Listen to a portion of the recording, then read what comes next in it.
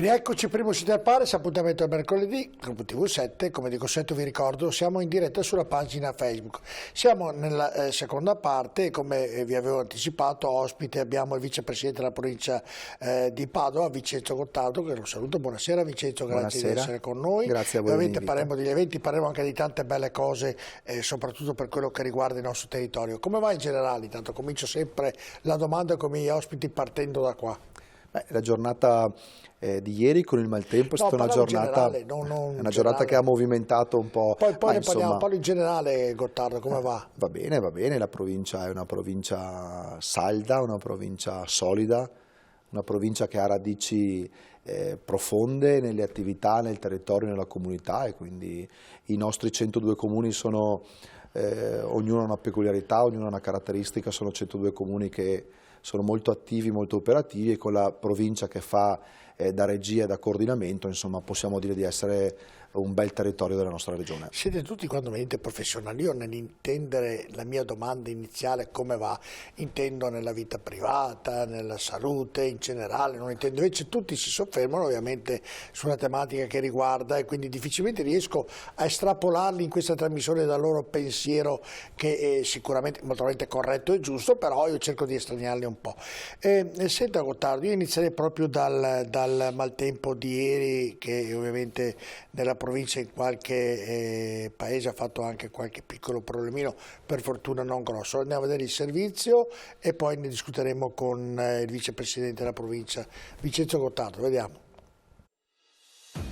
Nevi in montagna, mareggiate lungo la costa, pioggia e vento in tutta la regione. L'attesa ondata di maltempo ha colpito il Veneto in un martedì segnato da un po' di preoccupazione e a conti fatti anche qualche danno. I principali si sono verificati sul litorale, in particolare a Jesolo, dove la forza del mare, con onde alte anche 3 metri, ha in alcuni punti superato le dune artificiali e danneggiato la passeggiata, e anche a Sottomarina, dove si sono registrati alcuni allagamenti. A Venezia, invece, il Mose ha letteralmente salvato la città dall'acqua alta. Alle 9:40 del mattino si sono registrati 173 cm sul medio mare, vale a dire la terza misurazione più alta di sempre, dopo quelle del 1966 e del 2019, ma alle bocche di porto è andato pure peggio, dai 204 cm a Punta Sabbioni ai 194 di Porto Alberoni. Insomma, secondo le stime, senza il Mose oltre l'80% del centro storico di Venezia si sarebbe allagato, centro storico che invece è stato pressoché all'asciutto e ha tirato un bel sospiro di sollievo.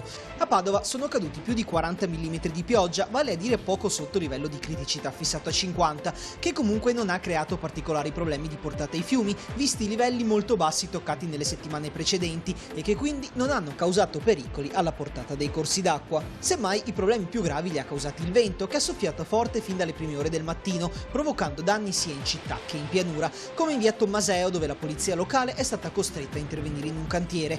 Alberi caduti anche a Noventa e Nina Bassa. A Deserto di Este un albero ha occupato mezza carreggiata, mentre a Monselice un altro è finito contro un'auto in transito, causando il ferimento dell'automobilista.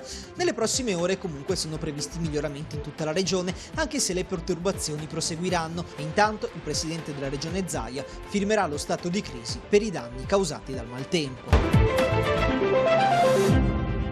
Ecco, abbiamo visto un po' in Veneto cosa è successo ieri, fra l'altro però siamo stati fortunati perché poi oggi è ritornato il sole, quindi se la cosa avesse continuato su quell'intensità lì ovviamente ci sarebbero stati dei problemi.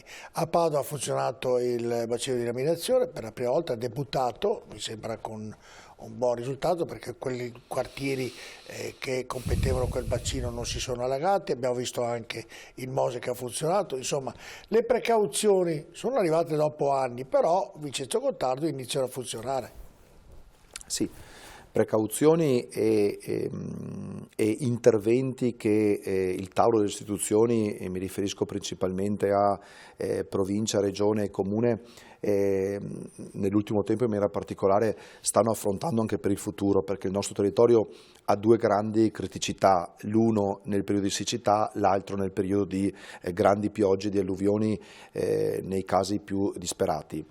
E ricordiamo ai telespettatori che la giornata di ieri non è stata una giornata eccezionale, sono perturbazioni che oltretutto in questa stagione sono anche auspicabili, Quindi ben vengano giornate di pioggia abbondante come è successo ieri, ne avevamo bisogno.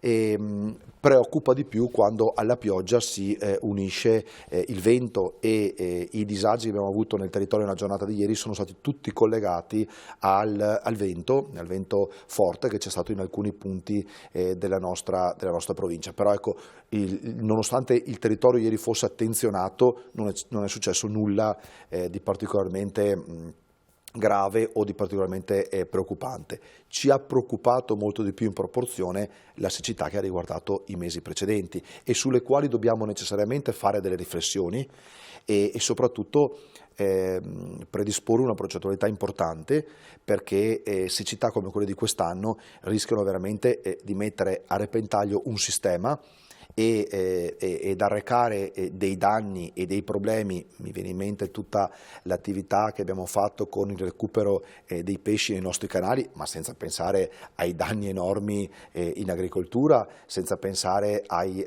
danni irreparabili che sono stati fatti nel territorio alle culture, dove appunto nessuno è stato mai rimborsato o parzialmente indennizzato del raccolto che non ha avuto. Quindi necessariamente tanto si è fatto, molto di più si può fare, ma le istituzioni avranno il dovere di pensare, insomma è anche un cambiamento climatico al quale siamo preparati perché lo studiamo, ma sta profondamente cambiando le caratteristiche del nostro territorio.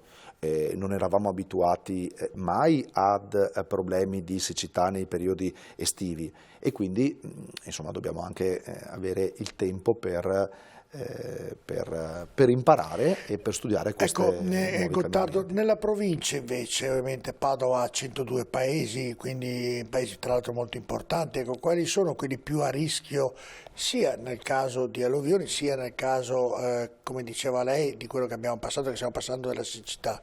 Ma se andiamo a vedere i fenomeni degli ultimi anni, sono stati fenomeni molto a macchia di leopardo e che rispetto alle caratteristiche del territorio difficilmente ci danno una regola di quali sono i corridoi dove più frequentemente nascono fenomeni di questo tipo. Mi viene da pensare negli ultimi 2 anni recenti i grandi problemi di alluvione che abbiamo avuto per esempio nella zona di Padova Sud tra Albignasego e Abano Terme. Prima la forte raffica di vento che ha distrutto parte delle mura, danneggiato in maniera importante le mura di Montagnana e un corridoio molto importante nella bassa padovana, ma in altre condizioni alcuni comuni dell'alta padovana. Quindi non c'è una regola, non è la vicinanza al corso d'acqua, la vicinanza al fiume piuttosto che la vicinanza alla laguna nelle parti basse della nostra provincia. Sono fenomeni molto a macchia di leopardo che non trovano corrispondenza con la presenza nel territorio di siti o di fenomeni o di altri riferimenti. Per cui è un cambiamento climatico molto più ampio. Però Gottardo, per esempio, in questo caso ovviamente è stato molto chiaro, però la siccità dovrebbe colpire più le zone, i territori più agricoli, insomma, no? Sì, i territori più agricoli, però guardi direttore che abbiamo avuto dei problemi notevoli, sarà perché li ho vissuti in prima persona, quindi ne parlo prima ancora che di quelli agricoli, non perché siano più importanti, ma perché li ho seguiti proprio io. E i problemi che abbiamo avuto in città, quindi mi riferisco principalmente alla città di Padova, con la siccità e quindi con tutti i canali che sono andati in secca e quindi con il recupero della fauna esistente e con tutti i problemi anche igienico-sanitari che ne sono conseguiti, perché ricordo che la secca di Padova ha portato alla luce insomma alcuni anche problemi di versamento di liquami e di fognatura pubblica e quindi anche per esempio vedevo dei servizi a Chioggia, i granchi non sono nati quest'anno proprio per questo motivo, troppo caldo. Certo, quindi insomma sono cambiamenti veramente epocali di quali noi esseri umani, noi uomini delle istituzioni ci troviamo anche a che fare con questioni che 10 anni fa erano assolutamente sconosciute o non esistevano. Certo. Senta Gottardo, lei è stato insomma il Deus Machina in tutti tutti i passaggi del Covid, e non solo, ovviamente anche in tante altre emergenze, della protezione civile, era l'anima della protezione civile, è l'anima della protezione civile. Come sta andando la protezione civile? La protezione civile anche nella giornata di ieri, guardate che ieri abbiamo avuto circa una quarantina di gruppi comunali fuori nel territorio, e la nostra grande sicurezza nei momenti come quelli di ieri è avere dei volontari, avere tutto il sistema di protezione civile che, unito ovviamente ai vigili del fuoco, alle forze dell'ordine, e nel territorio garantiscono intanto un'uscita immediata, perché dal momento in cui il gruppo comunale viene chiamato dal sindaco e viene dichiarata insomma, la necessità di uscire nel territorio, a quando escono si sta parlando veramente di al massimo una mezz'ora, e ieri abbiamo visto che nonostante appunto la situazione non fosse così drammatica, ma i gruppi comunali, erano più di 40 fuori nel territorio, hanno fatto un'azione assolutamente immediata, ma anche di controllo, non soltanto di intervento, e mi riferisco per esempio a quelle situazioni, il comune di Monselice che ha anche aperto il COC, quindi insomma dove la situazione era ben più pesante per la caduta di alberi sulle strade, per quindi il bisogno di, da una parte, eliminare gli alberi, ma da una parte anche gestire il traffico, quindi quella insomma, è stata la situazione più disperata. Ma mi riferisco per esempio a caduta di un casolare nel comune di Lozzo, e quindi la messa a sicurezza di tutta quanta l'area. Insomma, chi le fa queste cose se non i volontari di protezione civile, che con maestria, con immediatezza, con anche sacrificio, perché sotto la pioggia di ieri hanno lavorato ore e ore e ore senza badare. Siete a votare la protezione civile di quante persone è composta? La protezione civile della provincia di Padova conta poco più di 3.500 volontari, e di questi 3.500 volontari 1.700 sono stati operativi H24 costantemente durante tutta l'emergenza del Covid. Ecco, nell'emergenza, faccio una curiosità, ieri sì. Emergenza per via, lei ha mandato nei telefonini ovviamente quello che poteva accadere, che puntualmente è accaduto. Ecco, come si comporta la protezione civile? Di questi 3.500, quanti ne mette per allarme, quanti reperibili, quanti operativi? Ecco, mi racconti un po' la giornata di ieri, con ovviamente le precauzioni dovute da parte della protezione civile nel chiamare le persone per essere pronte per ogni evenienza. Allora, nella giornata di ieri lei tenga conto, direttore, che la sala operativa della provincia di Padova ieri non è intervenuta, quindi non era aperta la sala operativa. La sala operativa entra in gioco, entra in funzione quando ci sono delle emergenze che la Regione del Veneto considera emergenze di una determinata portata, di una determinata importanza, e per cui invita insomma non perde il filo. E se durante la giornata diventa emergenza? In un attimo la sala operativa viene aperta. In un attimo viene aperta. Assolutamente Volevo sì. sapere questo. Assolutamente, Perfetto. in un attimo la sala operativa viene aperta. Nella giornata di ieri non c'erano le condizioni, le preoccupazioni per aprire la sala operativa, quindi cosa è successo? Che nella giornata di ieri i singoli gruppi di protezione civile dei comuni, tenete conto che noi su 102 comuni abbiamo 94 gruppi di protezione civile, quindi in linea di massima ogni comune... E quanti sedi ci sono in questi 102 comuni? Quante? Sedi.